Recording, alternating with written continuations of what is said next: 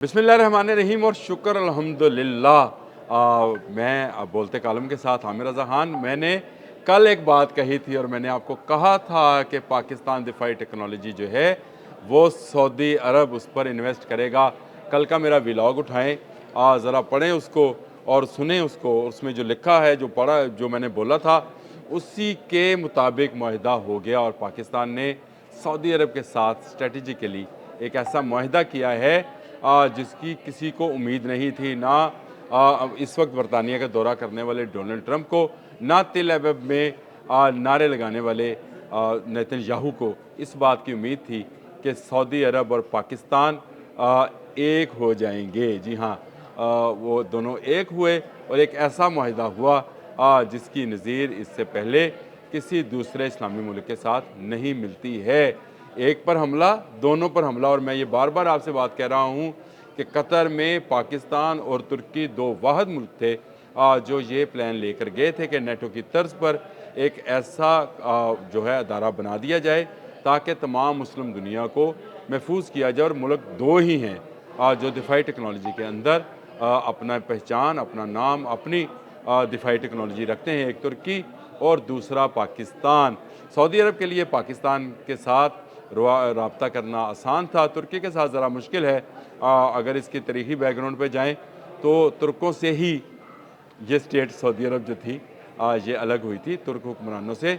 इसलिए तुर्की के साथ हमेशा उनका एक ज़रा सा फासला रहा है। भाईचारा तो है लेकिन फासला भी है, जिन कहते नहीं शरीका है, शरीका सा है। लेकिन पाकिस्तान के साथ ऐसा मामला नहीं है। और ये मुआहिदा जो एक तारीख साज मुआहिदा है जिस पर शहबाज शरीफ और आर्मी चीफ सैयद हाफिज आसिम मुनीर पहुँचे तो उनका जिस तरह से वालहाना इस्तकबाल किया, तो मैं तो इस्तकबाल देख कर ही ये कह दिया था कि ये डोनाल्ड ट्रंप के इस्तकबाल से भी ज़्यादा बड़ा इस्तकबाल है और इसमें ज़रूर कुछ बड़ा होने वाला है।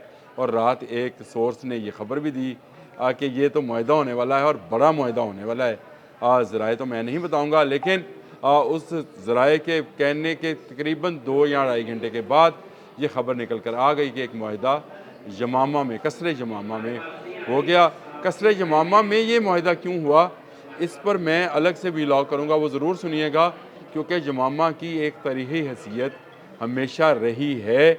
और क्यों कसर यमामा का इंतखाब किया गया, ये बिल्कुल एक अलग व्लॉग है जिस पर करूँगा। पाकिस्तान और सऊदी अरब कुछ आज के जो हैं करीबी तल्लुकात नहीं है, ये मैंने पहले भी एक मरतबा बताया था।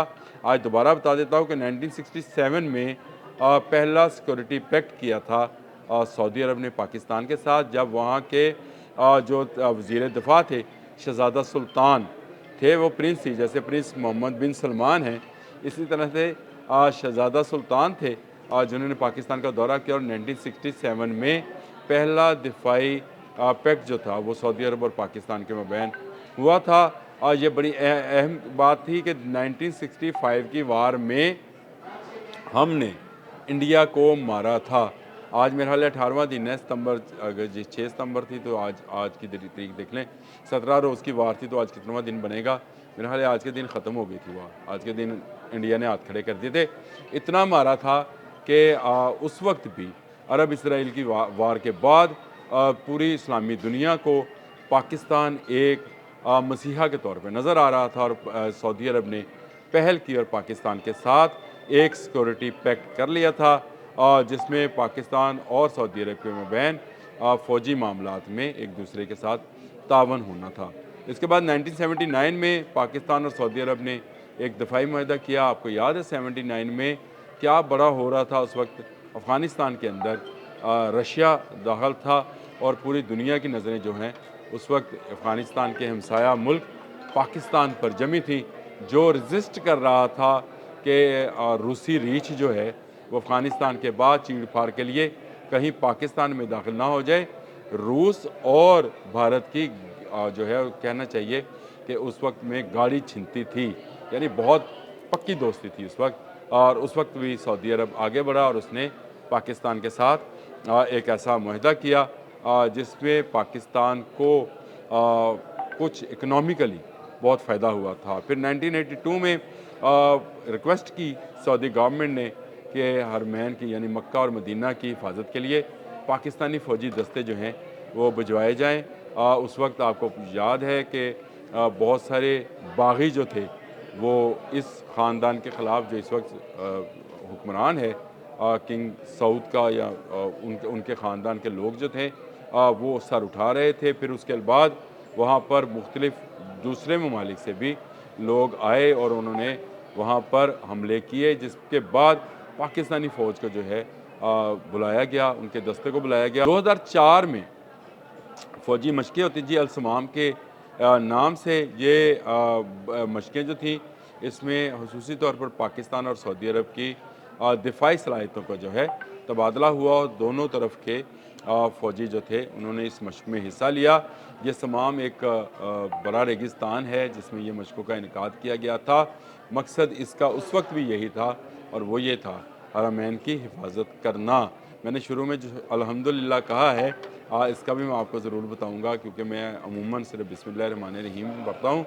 अल्हम्दुलिल्लाह इसलिए कहा कि मुझे आज फ़ख्र है कि मैं उस पाकिस्तान का शहरी हूँ जिसको ज़िम्मेदारी एक मरतबा फिर सौंपी गई है हरमैन शरीफैन की हिफाजत की। जी हाँ, उन दो शहरों की जिसमें हमारे जो हमारी जानो जिगर है, जो हमें अपने माँ बाप अपनी औलाद से ज़्यादा प्यारे हैं, उन दो शहरों की हिफाजत जो है पाकिस्तान को मिली है। तो ये कोई छोटी बात नहीं। इस पर जितना शुक्र किया जाए अल्लाह ताला का कि पाकिस्तान को आज दुनिया इस काबिल समझती है कि वो उसके साथ दफ़ाई मुआहदे करे। अच्छा चलें, बात चलती रहेगी। मैं अगली बात आपसे करूँ, 2005 में फिर एक मिलिट्री कोऑपरेशन एग्रीमेंट होता है और इसमें छोटे पैमाने पर असला तरसील जो है की जाती है, यानी पाकिस्तान जो है कुछ बड़े असला चीज़ें ऐसी चीज़ें तो नहीं लेकिन जिस तरह से पिस्टल्स हैं, गन्स हैं, बुलेट्स हैं, बारूदी सुरंगें हैं, इस तरह की चीज़ें जो थी वो पाकिस्तान से सऊदी अरब ने लेने का एग्रीमेंट किया। फिर एक 2016 में एक बड़ी डेवलपमेंट हुई। उस वक्त भी आपको याद है कि इज़राइल इसी तरह से पुरज़े निकाल रहा था और इसी ज़माने में 2016 के ज़माने में पहली मरतबा ग्रेटर इज़राइल की आवाज़ आई थी। तो पाकिस्तान ने सऊदी अरब के साथ मिलकर क्या किया, पाकिस्तान ने राद के नाम पर एक फ़ौजी मशक़ों का इनेकाद किया गया और इसको नॉर्थ थंडर रादुल शमाल इन मशक़ों का नाम रखा गया और इन मशक़ों में दोनों मुल्कों की दिफाई सलाहियत का इजहार किया गया ताकि अमेरिका की शह पर सर उठाने वाले नाग को उसी वक्त कुचल दिया जाए जब वो अपना सर सऊदी अरब की तरफ मोड़े। अच्छा, इसके बाद 2019 में फिर जॉइंट मिलिट्री कॉरपोरेशन जो है ये एक माहिदा किया जाता है सऊदी अरब के बाद। 2024 में पाकिस्तान के आर्मी चीफ हाफिज़ सैयद आसिम मनीर और सऊदी मामले दिफा की मुलाकात होती है और फ़ौजी मामलात चलते हैं। ये मुलाकात बड़ी अहम थी, ये 2024 में हुई थी। कल रात होने वाला मुआहिदा यमामा कसरे यमामा में होने वाला मुआहिदा इस मुलाकात का नतीजा है। हमारे फील्ड मार्शल हाफिज़ सईद आसिम मुनीर अल्लाह ताला उनको ज़िंदगी और सेहत दिए रखें, उन्होंने भांप लिया था कि इसराइल जो है वो क्या करने जा रहा है और इसी से आगाह किया था सऊदी अरब को कि ख़तरात जो हैं मिडल ईस्ट पर मंडला रहे हैं और इसी के बाद ऐसा मामला चला कि दोनों का दिफा जो है उसको मुश्तरका कर दिया जाए। ये एक बड़ी डेवलपमेंट थी। फिर जॉइंट मिलिट्री कॉरपोरेशन का जो मुआहिदा हुआ था 2019 में, उसमें 2025 को दोबारा फरवरी 2025 को उसकी तजदीद की जाती है। जुलाई में बहरी तावन पर सऊदी अरब की बहरिया के सरबराह जो हैं पाकिस्तान का दौरा करते हैं और बड़ी डेवलपमेंट जो हुई वो ये थी कि वो पाकिस्तान के साथ मुश्तरका मशक़ें करना चाहते हैं। ये क्योंकि जुलाई में हुआ था, अभी ये मशक़ें हो नहीं सकी हैं, होंगी। और एक और बहरिया के हवाले से मेरे पास बड़ी ख़बर है, लेटर ऑन मैं उसकी ज़रा सी डिटेल्स जो हैं वो आपके साथ ज़रूर शेयर करूँगा। पाकिस्तानी बहरिया ने एक और ऐसा हथियार ले लिया है जो दुश्मन की आँख में खटकता नहीं है, दुश्मन की आँख निकालने के लिए है। उसकी बात भी मैं करूँगा। बात कर लेते हैं मुश्तरका दिफा की, जिसका जो स्ट्रेटजिकली जो मुआहिदा किया है सऊदी अरब बाजी ले गया है। मैंने पहले भी कहा था कि Pakistan ICBM intercontinental ballistic missiles बनाने के प्रोग्राम को शुरू कर चुका है।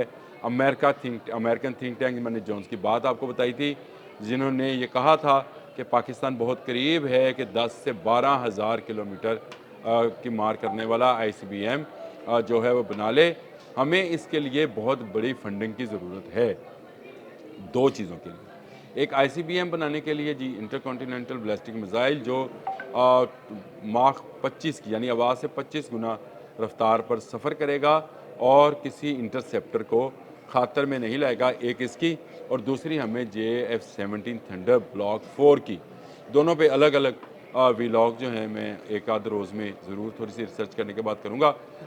लेकिन मैंने आपसे कहा था कि दिफाई टेक्नोलॉजी पाकिस्तान की, सरमाया सऊदी अरब का, ये एक ऐसा कॉम्बो बन गया है जो इसराइल को और पाकिस्तान और सऊदी अरब के दुश्मनों को नीस्तो नबूद कर देगा। बहुत जल्द आप सऊदी अरब की फ़िज़ा में JF-17 थंडर और J-10C पाकिस्तानी पायलट्स के साथ उड़ते हुए देखेंगे। अभी तो आपने जो जहाज़ देखे जिन्होंने शहबाज शरीफ साहब का इस्तकबाल किया, वो पाकिस्तानी पायलट्स नहीं उड़ा रहे थे। लेकिन अब वक्त आ गया है कि एक हम मुस्लिम हरम की पासबानी के लिए नील के साहिल से लेकर ताबहक के काशगर, इकबाल कह गए और हमारे शहबाज और हाफिज़ आसम मुनीर ने उसको अमली जामा पहना दिया। एक हो गए सऊदी अरब और पाकिस्तान। जश्न है और जश्न मनाया जा रहा है वहाँ रियाज़ में भी, यहाँ इस्लामाबाद में भी इमारतों को सजा दिया गया है। ग्रीन झंडे जो हैं दोनों के ग्रीन है जी, उस पर कलमा तैयबा लिखा है, हमारे पर चांद तारा बना है। इस वक्त इस्लामाबाद की तमाम बिल्डिंग्स जो हैं वो सब्ज़ रंग से नहला दी गई हैं और वहाँ परचम लहरा रहे हैं सऊदी अरब और पाकिस्तान के, और यही मंज़र रियाज़ में है। और सऊदी अरब की सबसे बुलंद इमारत के ऊपर भी वो तस्वीर जो देखने को हमारे दिल तरसा करते थे, जिसकी हम चाहते थे कि ये तस्वीरें चलें, पाकिस्तान और सऊदी अरब का झंडा लहरा रहा है और पाकिस्तान के वज़ीर आज़म जो हैं वो प्रिंस मोहम्मद बिन सलमान के साथ गले मिल रहे हैं। ये सबसे बड़ी बिल्डिंग के ऊपर ये इस वक्त तस्वीरें जो है लगा दी गई हैं और दुश्मन को बता दिया गया है कि सऊदी अरब की तरफ भी मैली आंख से देखा तो उसका जवाब आपको पाकिस्तान से मिलेगा। अब तक के लिए इतना ही। अल्लाह।